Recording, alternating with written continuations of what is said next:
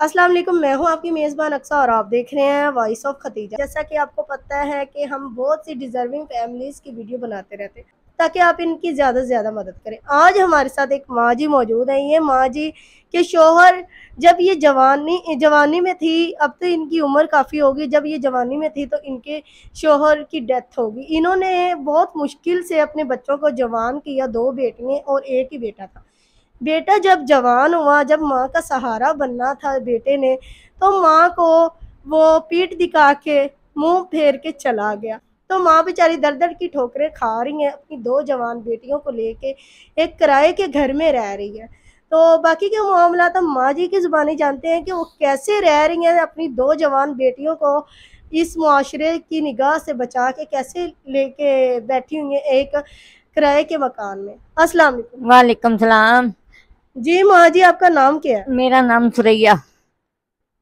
तो माँ जी, आपके शोहर को क्या हुआ था, कब फोत हुए थे, कितने साल हो गए? उसको कैंसर था, दमा था, फोट हो गए। बस 25 साल हो गए। लोगों के घरों में काम कर करके अपने बच्चे पाले। बेटा भी छोड़ के चला गया। 2 बेटियां हैं, जवान हैं। एक की मंगनी की हुई है और कोई इतने वसैल नहीं है जो मैं उसकी शादी करूं। एक पढ़ती है, वो भी घर में बैठी है और मेहनत मजदूरी करके घरों में काम करती हूँ और बच्चों को भी पेट पालती हूँ।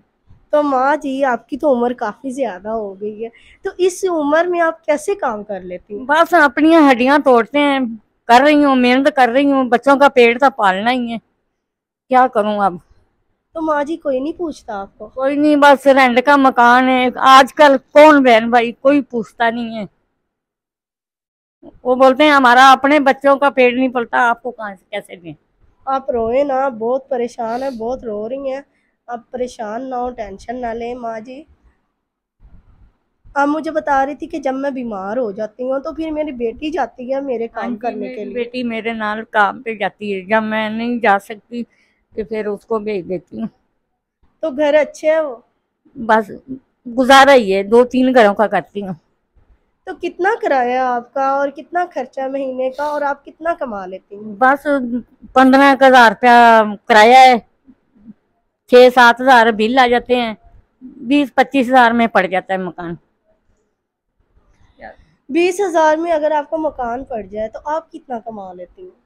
बस यही 18-20 हजार कुछ ऊपरों मदद कर देते हैं लोग। किसी के कपड़े धो हाँ, लिए, किसी किसी के के कम। बर्तन धो हाँ लिए, जी, तो आप 20-25 हजार का काम कर लेती हैं। कर लेती हूँ। इतना तो कर लेती हूँ, सब बड़ी मुश्किल से गुजारा होता है। तो अब आप आपकी जो बेटी एक छोटी बैठी है हमारे साथ पीछे, वो आप कह रहे थे कि उसको पढ़ने का बहुत शौक है, हाँ उसकी जी, पढ़ाई क्यों उसकी उसकी पढ़ाई क्यों रुक गई है? उसका फीस ही नहीं दे सकती हूँ, पूरा ही नहीं पढ़ता। मैं कहाँ क्या करूँ। पूरा होएगा तो मैं उसको पढ़ाऊंगी ना। तो माँ जी, अब वो कौन सी क्लास में है? 10वीं में पढ़ रही है। वो आगे से और पढ़ना चाहती है, बड़ी क्लासों में जाना चाहती है। मेरे पास कोई पैसा नहीं, कोई गुंजाइश नहीं है, मैं कैसे पढ़ाऊँ उसको। एफएससी करना चाहती हाँ है? जी, एफएससी करना चाहती है। तो आप नहीं पढ़ा सकती आगे? नहीं, उसको शौक बहुत है और मैं नहीं पढ़ा सकती। तो माँ जी, जो जिधर आपने रिश्ता किया, बेटी का निकाह किया है, तो वो आपको नहीं सपोर्ट करते हैं कि हमें कुछ नहीं चाहिए, आपने तो हमें बेटी दे दी है और हमें सब कुछ मिल गया है, तो हमें सिर्फ बेटी ही चाहिए, तो वो जहेज वगैरह अगर वो आपसे ना ले, ऐसे ही खाली रुखसती कर ले, तो नहीं, आपके आजकल साथ कोई ताउन नहीं करते? आजकल कोई ऐसे तो नहीं कोई बोलेगा मुंह, वो तो बोलेगा हमें दें। अपनी बेटी दे रहे हैं तो उसको जेज भी दें। कौन खामोश रहेगा। हर बंदा लालची है। क्या करूं मैं। तो माँ जी देखें, माँ जी के आप आंसू देख सकते हैं, एक बूढ़ी हो गई हैं, इनकी हड्डियाँ इनकी उम्र इतनी ज़्यादा हो गई है कि अब इनकी हड्डियाँ नहीं साथ दे रही हैं जिस्म का कि ये ना काम और मज़ीद कर सके। जवान बेटियों को अपने साए तले लेके बैठी हुई है। एक माँ ही अपनी बेटियों की हिफाजत कर सकती है और दूसरा नहीं कर सकता।